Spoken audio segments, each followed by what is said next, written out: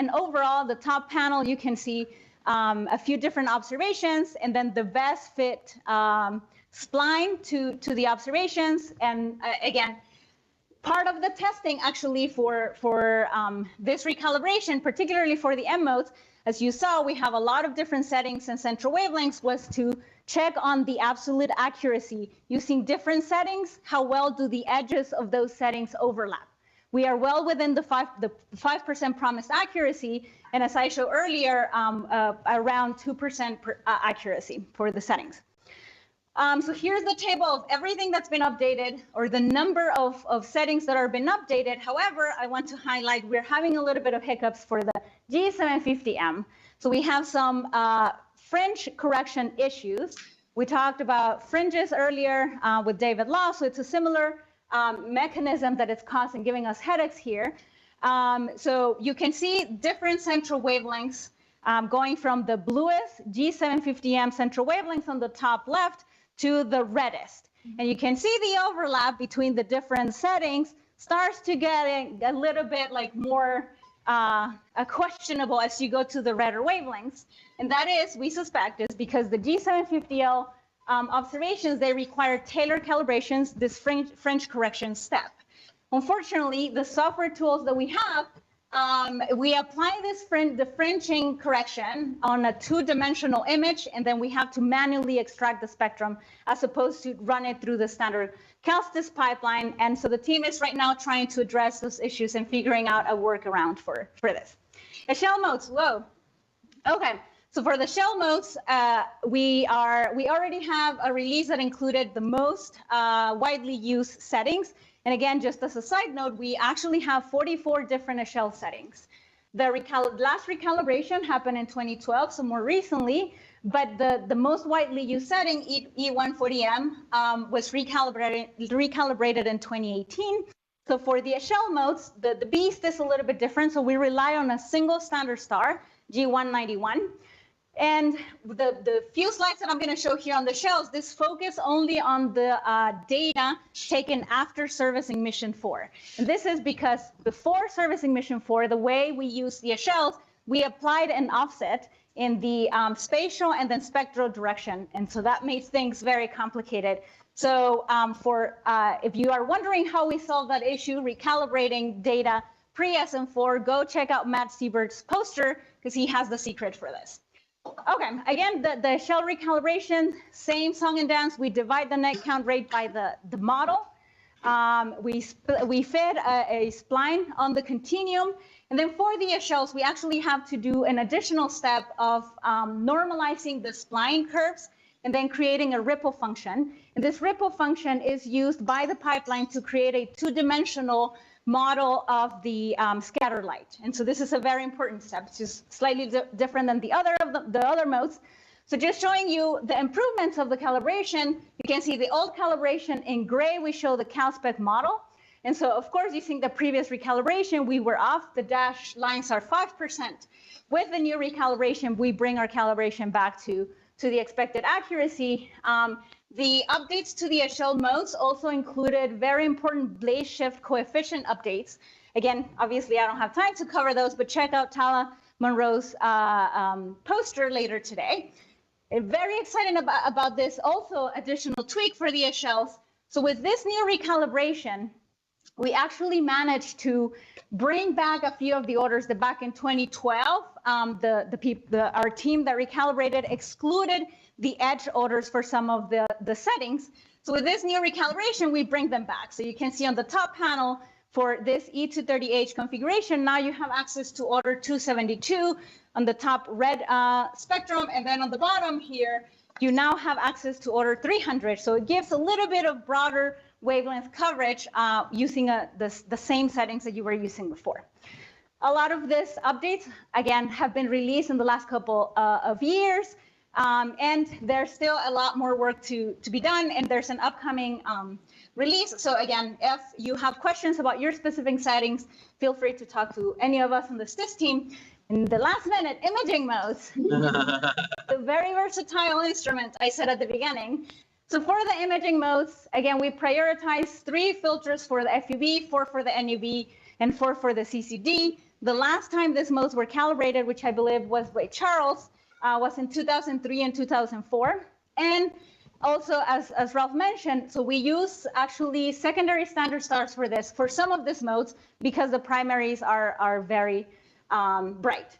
And so there was a question about, here's your cluster, NGC 6681.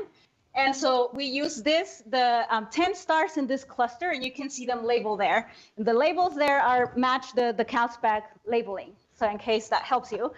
For the NUV, it's a little bit different since it's imaging. So we do extract aperture photometry with the to obtain the count rates, derive wavelength-dependent aperture corrections. For that particular step, we use this isolated stars to do the aperture corrections more easily. And then we actually estimate synthetic photometry using the existing CalSpec models that were already incorporating the version 11 changes. And so with this synthetic photometry, we just estimate the ratio, the difference, how much do we need to change our existing curves based on what we should expect with the new models and what we're getting now. And so overall, this specifically for the NUV imaging modes, we see that we need to apply a factor of 3 in the change to bring the calibration back to the CalSpec 11 levels. And again, so there's a lot more still going on for the imaging side. If you're interested and have any particular questions, come talk to us. And I'm just going to leave this up here in case you have questions. Hey, I didn't see my preferred mode up there. If the mode has not been calibrated here's a little bit of guidance. But again, feel free to ask us questions if there's anything specific we can help you with. Thank you.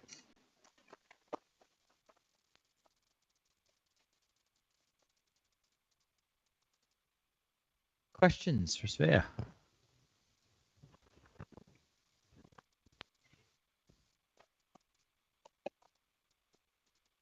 The fact that some modes, some gratings, some modes have been corrected, also that in some cases one mode may have been corrected before or after the service mission 4. Would that imply that one has to worry perhaps with combining multiple settings for the same star or multiple observations from different epochs? Yeah, and so we thought about that when we initiated this effort. And so actually, I mean, you saw the highest discrepancies are on the FEV modes, so which is up to 3%. Those were already released. And so everything else, preferentially in the optical or even the near UV, the impact is of the order of 1%, maybe 2% or less. So that's still within the accuracy of we have a 5% budget. That's, I think, Carl mentioned, right, our STIS accuracy for the different modes. However, we did test, especially for modes where we are updating the calibration and then nearby configurations are not being updated. That offset, it was, again, within 1-2%. So. Okay, other questions? Ooh, I get to ask one.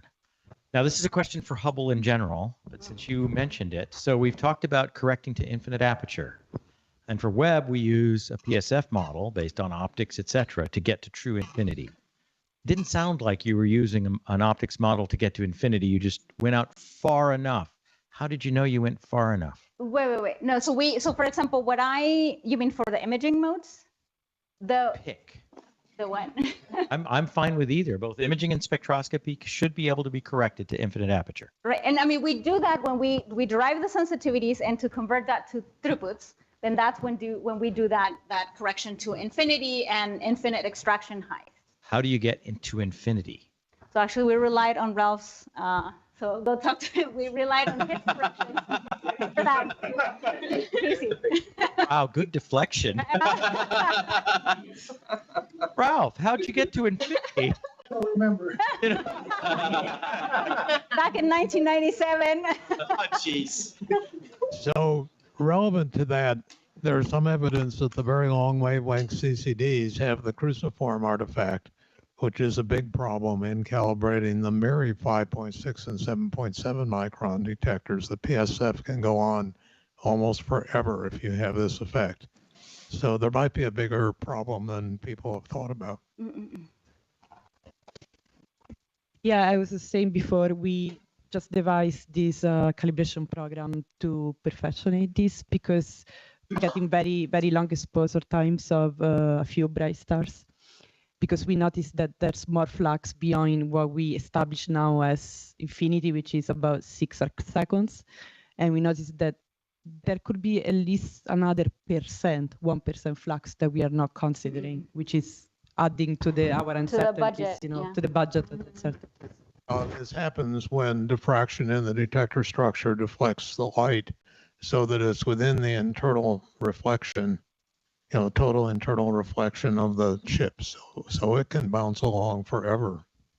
1% is Yeah. high. Yeah. I think some of the challenges I would say is it's hard to do this empirically. Yeah. And so are there any optics models Hard to using? do it theoretically too. Are there any optics models that at least get the optics we know are there? That's the question. I'll leave open, I think. For discussion. For discussion. For discussion, I don't think he's here. So next up, let's thanks Svea again.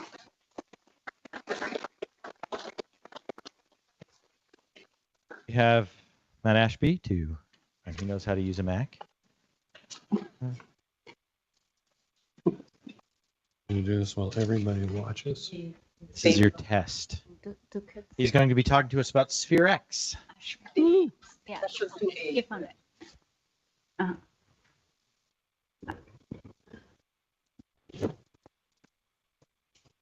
Oh, thank goodness.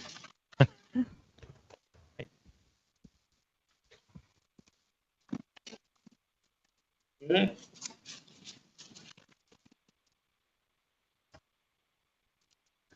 All right, so for those of you who don't know me, my name is Matthew Ashby, and it is my privilege to support the Optical and Infrared Astronomy Division at the Center for Astrophysics. Can you hear me? Is there a green light on the top? There. Yes, now it's up. Now you can hear me? Okay, thank you. And I'm not going to talk about AW or HST. I'm going to talk about what you might call the unweb. It's the unweb in several ways. For one thing, it's not in orbit. It is built, but it's not launched. Also, it's not calibrated because it's not up there yet. And finally, it is small. But as Mike Werner might say, it is fierce. So let me explain what I mean by that. See if I hit the right button. Okay, so it took me a while to wrap my head around this when I joined the project, but Sphere X will return a very different sort of data than any of the detectors you've heard about so far today. It returns spectral images. So 2 dimensions of imaging, but the wavelength varies linearly as a function of detector row. And so this animation that's in the upper left hand here is of a monochromator that we used at Caltech to illuminate the whole array, varying the wavelength of light systematically on array 2. And as you vary the wavelength of light, the LVFs that are bonded to each one of our 6 arrays emit light only onto a subset of the detector pixels. So here's an image of one of our 1x3 detector arrays. We have 2 of those that observe coextensive part of the sky, and that animation shows you in concert with the band passes that are shown here, the wavelengths of light that this particular array will see. And we have organized those into notional channels so that we will observe simultaneously on the sky with every one of our 2-minute exposures 102 channels. And so we will return to the community this archive. It's an all-sky survey. That's why it's the unweb. We're going to see the whole thing. So we're going to see a couple 100 million galaxy redshifts of 10% quality, 10 million redshifts of 1% quality, everything in the galaxy that is brighter than 18th magnitude 5 sigma, quasars, the ISM, everything here. But of course, these things are driven by science cases when you present them to NASA. And the three science cases that we had were a cosmology case, a galaxy evolution case, and a composition of the ISM case that we pitched with this language. And I'm just going to describe them briefly. The cosmology case is oriented towards that moment of inflation, first trillionth of a trillionth of a millionth of a second, cosmic inflation. I mean, there's an absurdly large number of theories for what happened in that moment of inflation to potentially explain it.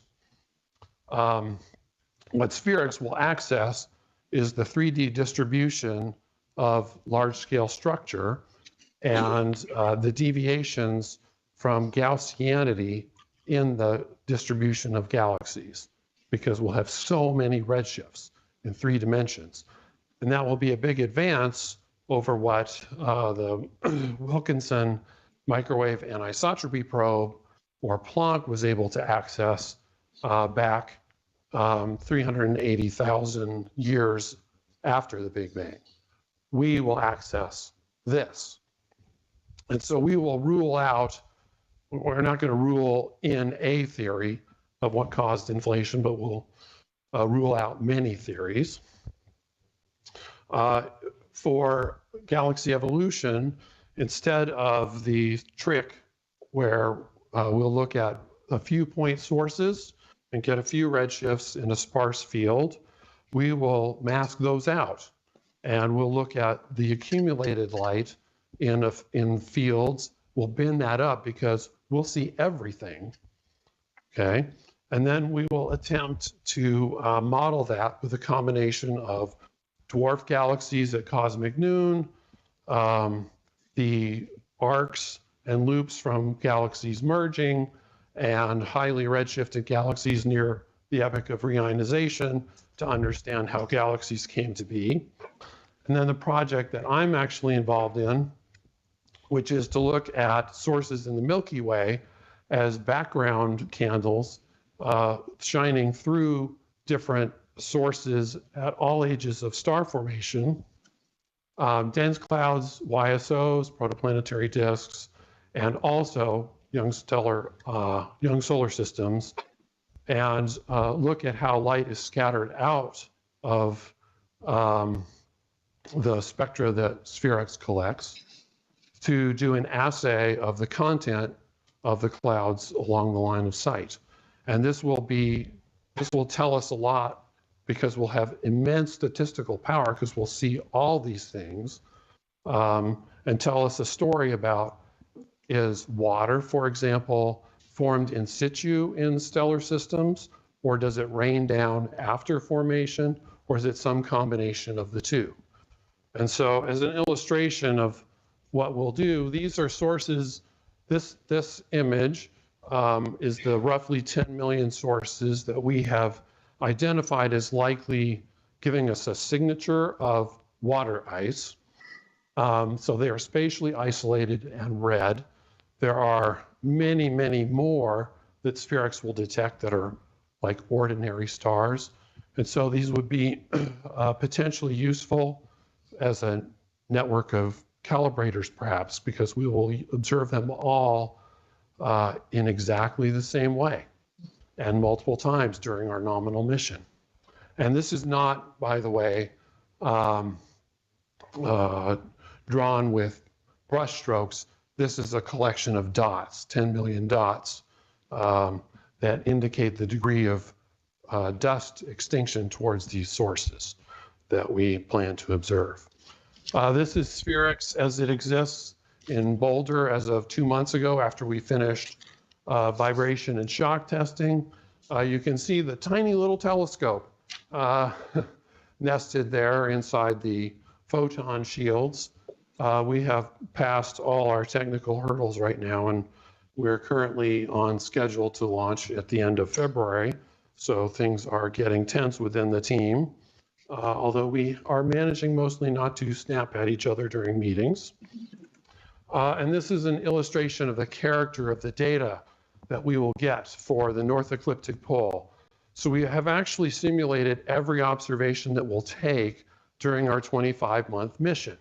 We've simulated the detector effects, we've simulated the celestial signal, and put those together for the North Ecliptic Pole.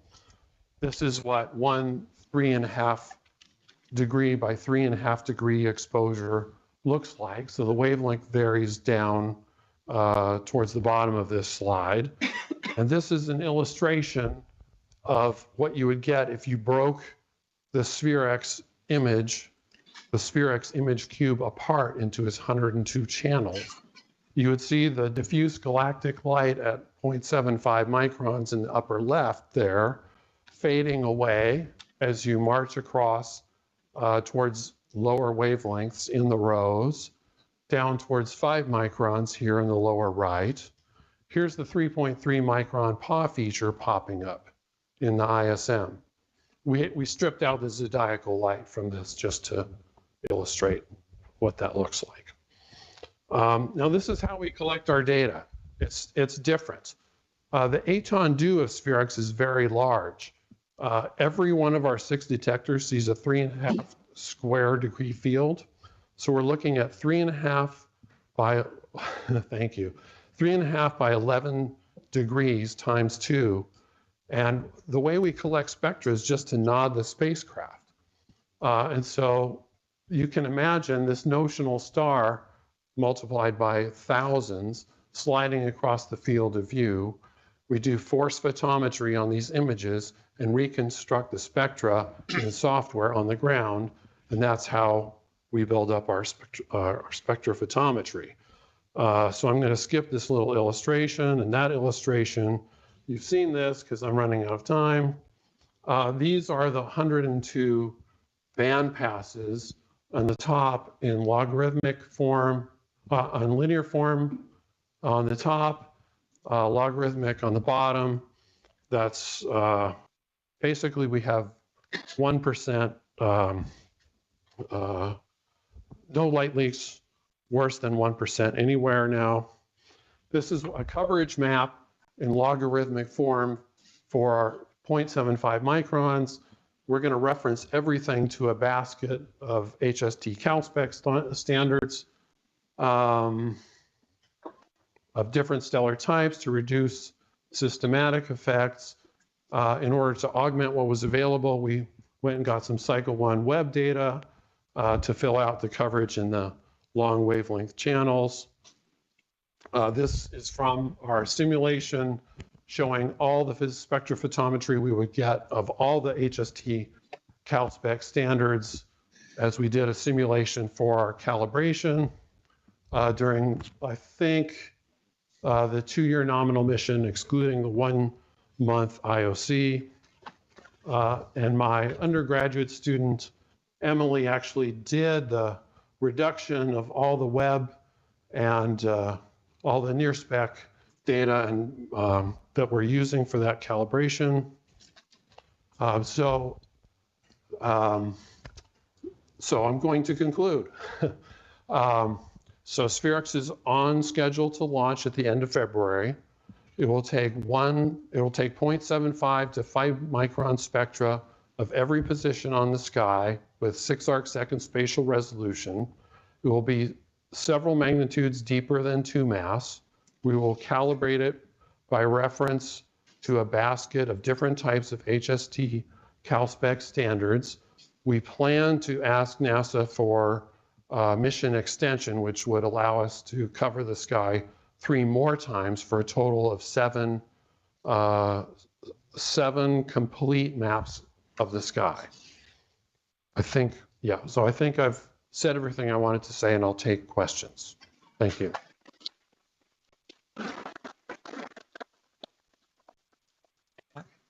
Questions? What is the bright limit of your data opposed to the Right. We get into nonlinearity effects that become serious around 8th magnitude AB. I think we get 1% nonlinearity effects that we think will be reliably correctable around 11th AB magnitude, but it's somewhat band dependent. Other questions?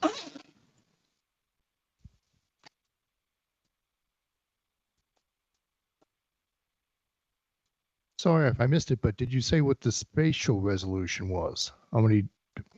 You're very diplomatic. I did not say it. So our pixels are 6 arc seconds on a side in all the arrays, and that's required because it's all coextensive imaging. And we undersample, let's see, what is the term? We undersample the PSF. The PSF essentially falls entirely in a pixel. So they're going to be quite crude imaging. You could imagine something like M33, we would have many pixels across it.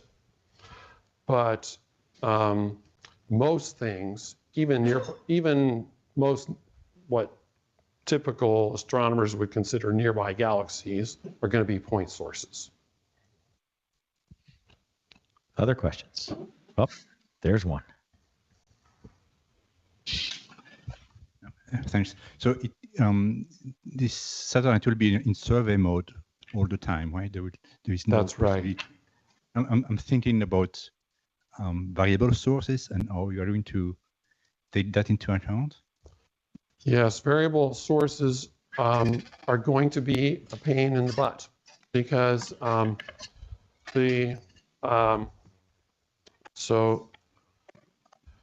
the data acquisition looks like this.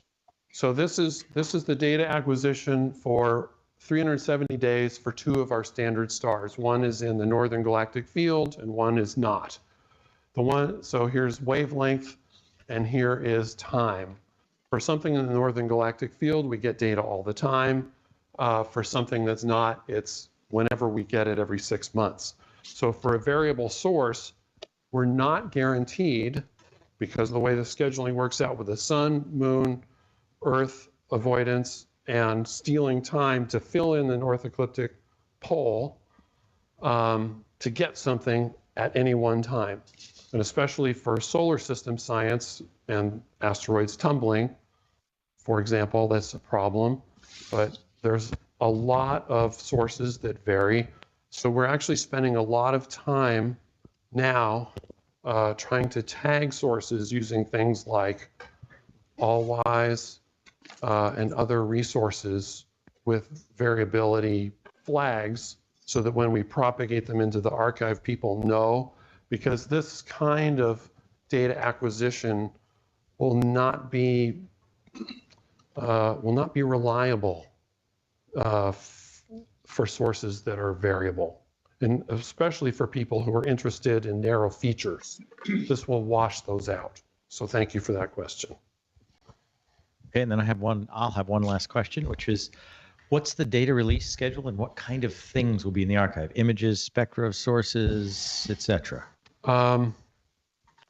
So once we get going, the data archive, I believe, is going to be refreshed, updated every 6 months. And there'll be 2 kinds of things in there. There'll be the spectral images, which I guess would be kind of a level 2 data product. But then for things that we have in what we call our reference catalog, which are the targets that are pre-selected. So we've ingested all the targets in pan-stars, all the targets in 2MASS, all the targets in Allwise, and a number of other things, VVV. Everything in those catalogs will have spectra extracted and available in our catalog. So, but the user will have an interface that they can use, and if they want, they can put in their coordinates and get a spectrum. Okay, and we have one online question. Okay, Charles? Bushy asks, what is the estimated number of targets the mission will be observing? Well, it's all sky. So anything that is spatially isolated on 6 arcsecond scales will have a clean spectrum. And that can mean, depending on your tolerance, multiple things. If you look at Gaia, and everything in Gaia will be there, but Gaia is very dense. It has multiple targets per 6 arcseconds in most cases within the Milky Way. So we're actually doing some pruning because the faint things in Gaia we don't want to propagate. So I don't know if that answers your question or not. Let's thank Matt and everyone.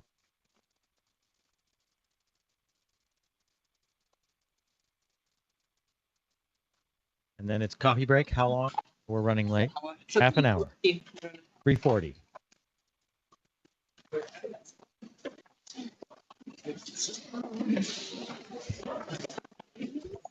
Thank you. Well, as someone, I one other thing I had was I don't know.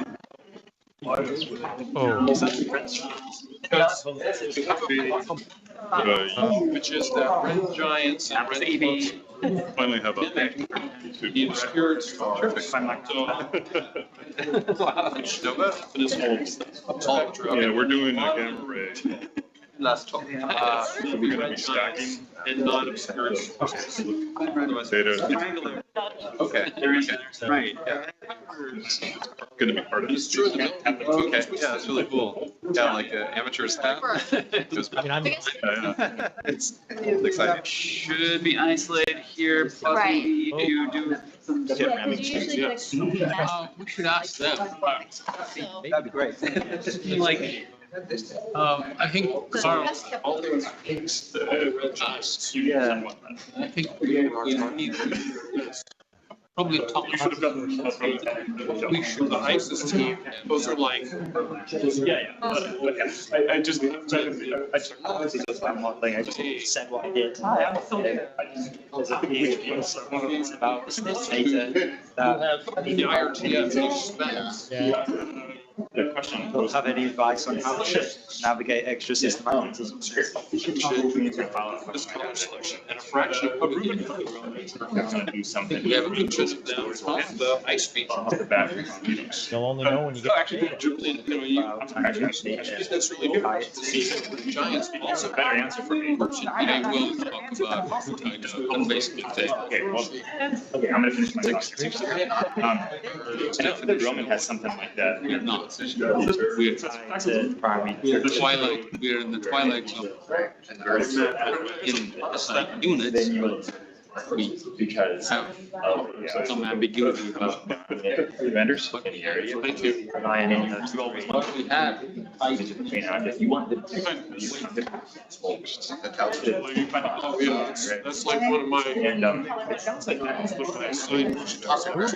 So no, I was named Carl Gordon. I didn't get extinction. No, not a man. Did the extinction. Lisa's talking. Spirax, we can do this for AD, we have observations, In evolution. this huge, the statistical panel, this immense statistical. It's not too much.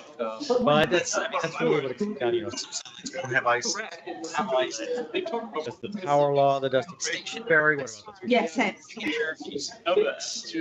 But I don't know if this After a flash. and there are other He is low. Is high.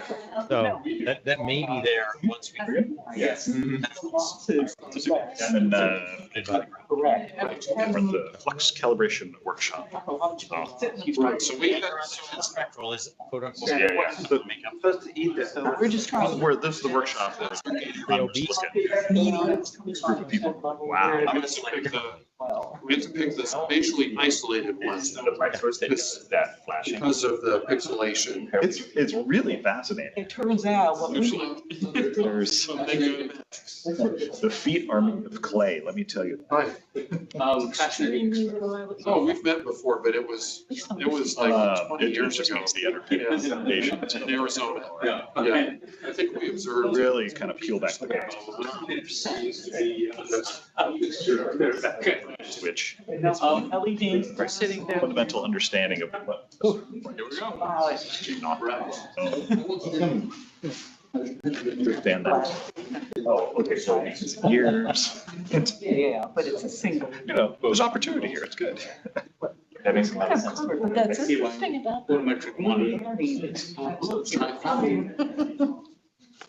Yep, yep, great. That's my understanding of what the tool is. And there you could, at some wavelengths, you could see. Even though I think that it also understands the same purpose as the one that you're thinking of, the Hubble, where it fills, temporarily fills charge traps. You mean light sneaking between the pixels? So I looked for the detector effect. I didn't want to know the talk. Very interesting. I just moved to a new project. Oh, you mean subpixel? Yes, intrapixel. Intrapixel, very spatial. Okay. And I guess this case, My modulate. It's going to move across the pixels. Yeah, that's gonna migrate. And I was wondering. But that goes with wavelength. Do you work like in It's gonna be right. It comes with the wavelengths, right? But you could cover that if you meet. engineers they for C3 Careful to. doing the filters? Intrapixel.